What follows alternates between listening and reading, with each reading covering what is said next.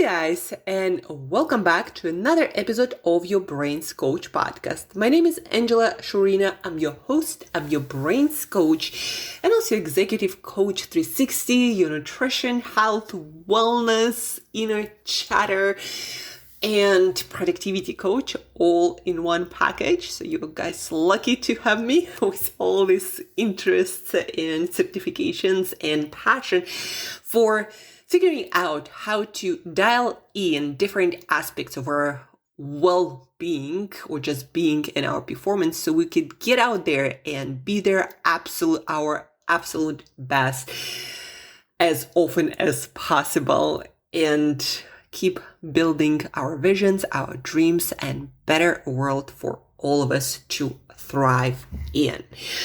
Guys, today is Saturday's edition, at least it is for me, and although I don't work on regular schedule, Monday to Friday, it's kind of flexible, a little bit all over the place, but absolutely the best fit for me. So on Saturday isn't my day off. I actually absolutely love having Saturday as my coaching day, meaning I have a lot of clients scheduled for a Saturday morning, early afternoon, because usually on Saturday and Sunday, people have a little bit more mind space and time and space and all kinds of resources to think a little bit deeper, a little bit more about things like what it is I'm trying to achieve right now in my life and this upcoming week, and what systems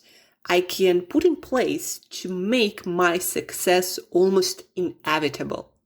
Because believe it or not, guys, most success comes down to your systems, to things that you put in place in your physical space, making certain decisions, buying certain stuff, scheduling certain things. That is a much bigger predictor, your systems, of your success than willpower will ever be. So instead of trying to train your willpower and discipline when setting your goals for 2025, don't try to train your willpower or your discipline. Instead, think about systems that you can create that will support your goals, making them, if not easy, then super simple. Like, for example, I always tell my clients, if you stock up your fridge, your whole house, your whole environment, if you stock up all of that with ready-to-go healthy meals and snacks, you put in your work bag or gym bag some protein-rich foods like dried meat or biltong in South Africa, some apples and some protein-rich, drinks. And if you put that everywhere, and that's going to be the simplest, easiest to access option, guess what? That's exactly what you're going to eat when your hunger strikes. I usually have some biltong or some dried meat somewhere with me. And whenever I'm hungry, I'm like, that's exactly what I'm going to eat. That and rice crackers, rice cakes.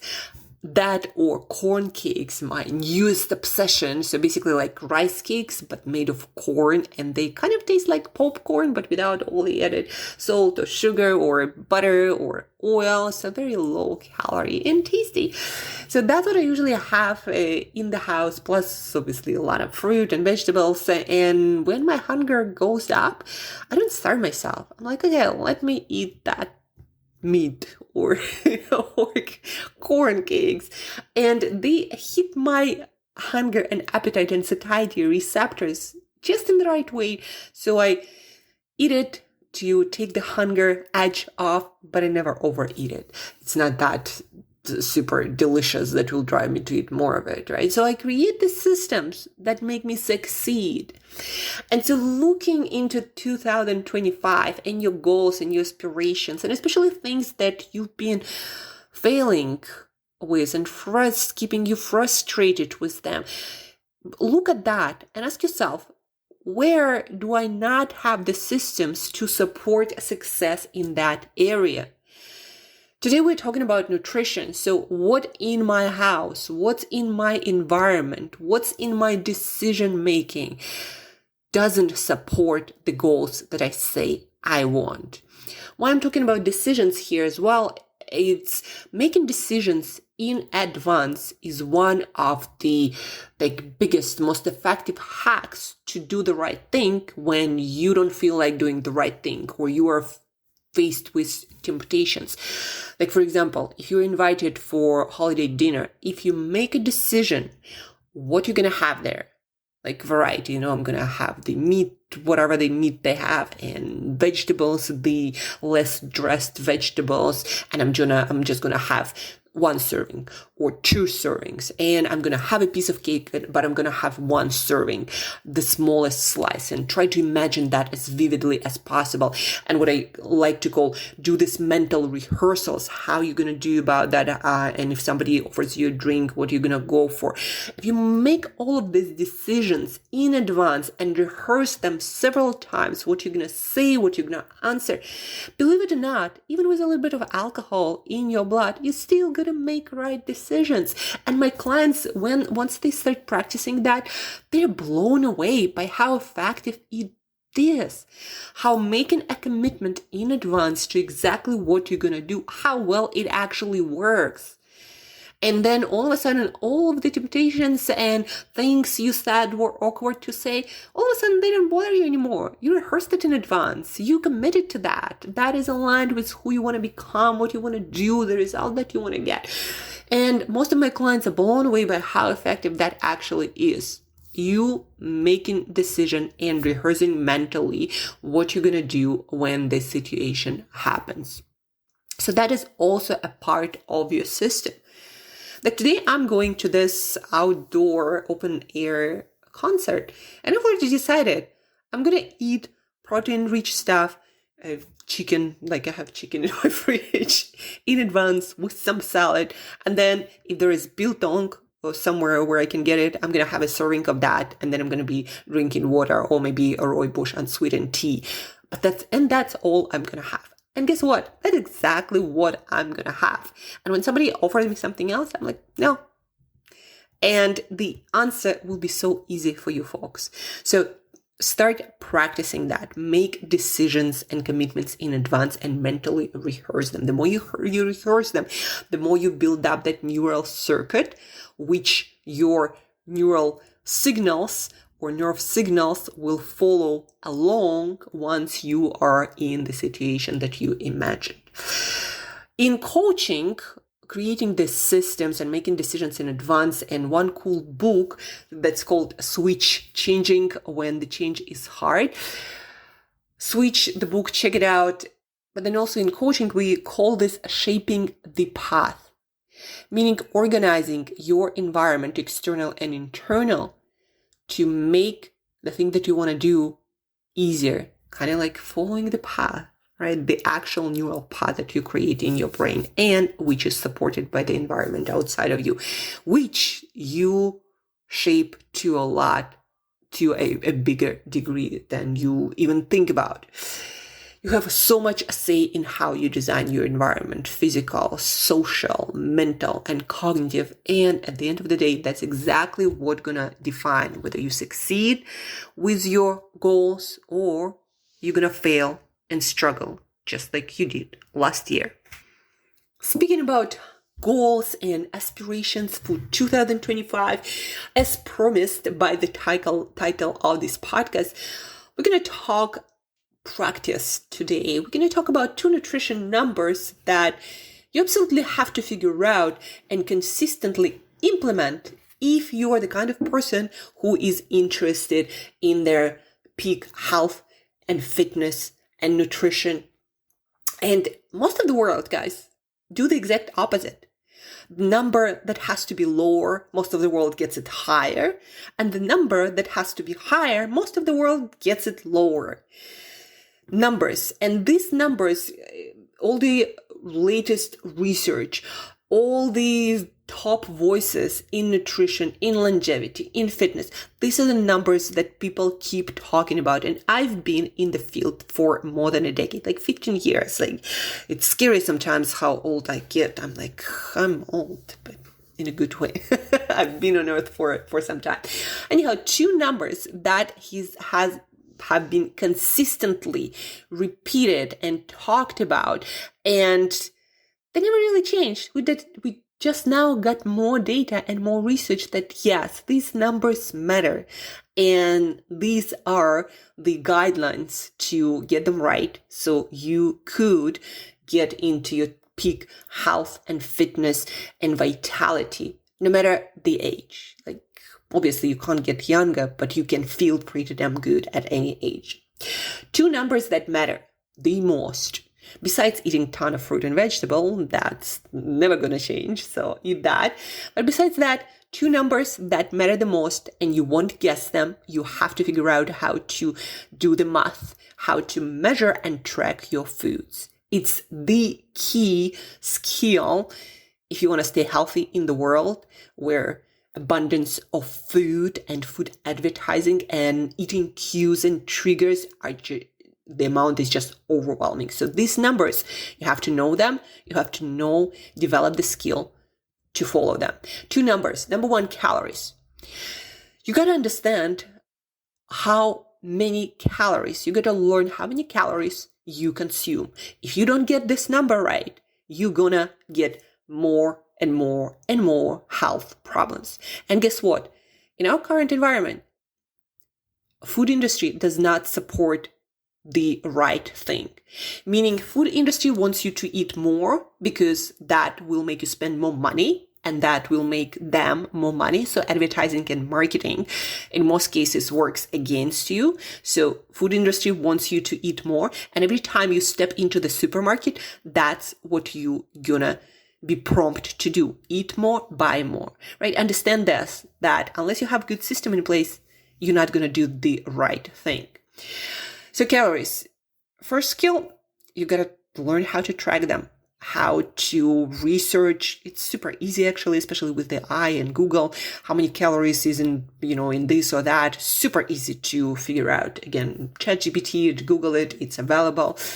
And then measure your food. Like you can't guess the weight of your food. And for people at the beginning, I always recommend doing one simple thing. Simplify your ingredients to the bare bone. Like if you eat chicken, it's got to be plain chicken. If you eat meat, it's got to be plain meat. If you eat potatoes, it's got to be plain. In order to understand how many calories you actually eat, because if you eat complex meals, it's very hard to understand the caloric density. Some AI apps and different solutions can do pretty good estimation. Some eating out places would have calories, but the simpler you get with your foods to start tracking, the easier it's going to be. And then for a couple of weeks, you just learn how to track your food. You weigh your food, you get your food scales, you meal prep, or you order food from some meal prepping solution that do the work for you. But I recommend doing it yourself to just learn about your food, what caloric density is of different foods. And to kind of give you a small tip, fat is the most calorie dense. If you use cooking fats, if your food is cooked in fat, you're going to be consuming a lot more calories than a person who is on a lower fat side of things. So anyhow, tracking your calories and knowing your calorie number is number one number that, again, you got to get on top of if you are interested in your peak fitness, health, and nutrition. Even if you eat the healthiest diet, but your calories are off, meaning you overeat them consistently, not good news. And that's what the latest research shows us.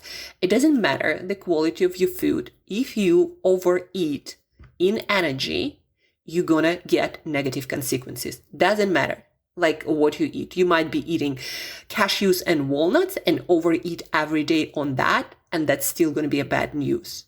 That's why I hear from so many people, but I eat so healthy. Why am I not losing weight? Why am I gaining weight? Why am I not feeling all that good? Calorie surplus, energy surplus is not good news no matter what you eat. That's why you gotta get on top of that number and understand how many calories you eat, and then helps you to stay in maintenance, and that you figure out through practice. I usually recommend for women starting with 2,000 calories and see how that works for you. Meaning if you gain weight, if you are gaining weight week from week, means it's too much. Like, I don't care what you say, but you are eating too much. And if you're losing, it means you are in deficit. Unless you do some weird stuff and I don't know, get yourself a diarrhea or something. Like, people do weird stuff, but in most cases, that's exactly how it works. Calories. You eat too much, you start gaining weight. You eat less than you need, you start losing weight. No magic here. Like, math works and physics work really well. So this is the first number. For me, my maintenance is around 2,000 calories. I usually tend to undereat during the week. And over the weekends, I can eat a little bit more nuts, maybe some chocolate dessert that I make from either avocados or some yogurt, and add like a bunch of stuff there from nuts and seeds too. All healthy, but just high in calories, right? And over the course of the week, it's somewhere around 2,000 calories, which allows me to stay in my normal weight. For men, I recommend to start with 2,500 calories and then see how that works for you. If you gain weight, means too much. If you lose weight, means you are in deficit. And then figure out what's your maintenance with practice. There is no better way than that. And then the second number is protein number, like how much protein you get. And here we have more is better. Obviously, keeping in mind that overeating in calories isn't great. So you gotta have both playing together. Calories gotta stay in maintenance or, deficit from time to time. Yeah, from time to time, if you eat overboard in calories, as long as your long-term pattern is maintenance, not such a big deal. With protein, again, more is better, but keeping in mind that overeating on calories is not great, no matter where those calories come from, right? So you get your protein. For most people, it's 1.6. That's current consensus, 1.6 grams per multiply by amount of kgs of body weight you have. Like, I'm 53 and I multiply that, like, if by actually 3, and I get somewhere around 150, 160. So that's my number that works well for the body that I have, for the amount of activity and weight training I do. But in general, what you want to do to start with, no less than 1.6 gram multiplied by your weight in kgs, and you got to consume that in food. And again, how do you know how much protein each food has? Google it, ChatGPT it. There are plenty of ways. And also, if you read the labels, if the food is packaged, it also will tell you how many grams of proteins it has. And that's the number you need to usually ramp up. Most of the world does the exact opposite. Overeating on calories, undereating on protein. What you want to do is undereat on calories, or slow down on your consumption of those and ramp up your protein intake. And that's how you get to look like fitness enthusiast and then totally crush it in your fitness and health and active pursuits, feel good, look great, and maintain healthy body weight. Calories down, meaning maintenance, and then protein up. Your norm 1.6 multiplied by kg, weight in kgs or more, but keeping in mind that calories have to be at a certain number. Again, most of the world does the opposite. That's what our food system is designed for. Too many calories, too little protein. And look at the world around you. It's not moving in the right direction. The last time I checked, that was this morning for my blog, 43% globally of people are overweight, and that is rising still. And 75% of deaths are caused by lifestyle stuff, naming that chronic diseases that can be prevented with good lifestyle. So not a great indication of how we're doing on lifestyle, and nutrition is a huge part of it. I was listening to Peter Attia, one of the top voices in nutrition, health, longevity, And he was saying how he believes more and more that nutrition is key for anything health related. And that makes sense because number one, you are made of what you put on your plate, cell by cell. Gene by gene, you are literally made of the stuff that you put on your plate. And even though, some people kind of laugh at it. Well, if I eat just carrots, am I going to be made of carrots? Well, kind of yes. You're not going to look like one, but that's what your body going to use. And if you use pizza as your main calorie source, that's the low quality stuff that you gonna be built of. And then it doesn't matter how many supplements you're gonna take. If you're built of crap, you're gonna ride like crap. I always tell people, imagine Ferrari built out of junkyard parts. That's what you're gonna be. How far is that gonna ride? Not that far. So food is not just fuel, it's what you're literally made of, every single molecule in your body. And that's why quality is important. And yes, these are the numbers you need to figure out and follow. But it also does matter where these numbers come from. Whether you eat whole foods of the best quality you can find or some junk, some processed stuff. What else? So my holiday challenge to you guys, instead of loading up on cake and taking it easy and starting new year from Monday or the 1st, start the challenge now. Start tracking. Start learning about what you do. Numbers tell a story. So start learning your story so you could rewrite that story into something new, something that you are aspired to have. Numbers don't lie. There is a saying or something. So start tracking, start measuring. Numbers don't lie. And that also will save you from frustrations of not getting the results that you don't want or not getting the results that you want. Track, adjust, and start getting the ones you do want to have in your life. What else? There is a link to nutrition consultation with myself. It's nutrition and lifestyle. It's not free, but it's absolutely life transforming. That's what my clients have been telling me. Shameless plug, because I know that it works so well when you have the right kind of guidance in the right kind of form and you're clear on what you need to do in your specific life situation with your specific goals and your character and that specificity of your situation. So the link to that nutritional lifestyle guidance is in the show notes. Also, there is a link to switch, how to change when the change is hard. If you want to learn how to change better using the best psychology and science tools, pick up that book, give it to people on Christmas and New Year, especially people who are committed to doing their best and changing their habits. Amazing book. Again, it's been around maybe for a decade, maybe a little bit less, but it's a great book.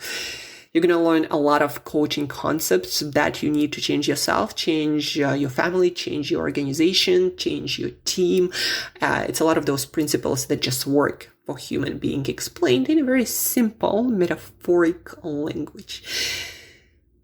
Guys, thank you for listening. Thank you for tuning in. My challenge for you today is to start tracking the numbers that matter, your calories, your protein, figure that out, schedule the session if you need help with that and the implementation, and go get some groceries, because chances are if you put all the good stuff around yourself, that's exactly what you're gonna eat. Thank you guys for listening. Thank you for tuning in.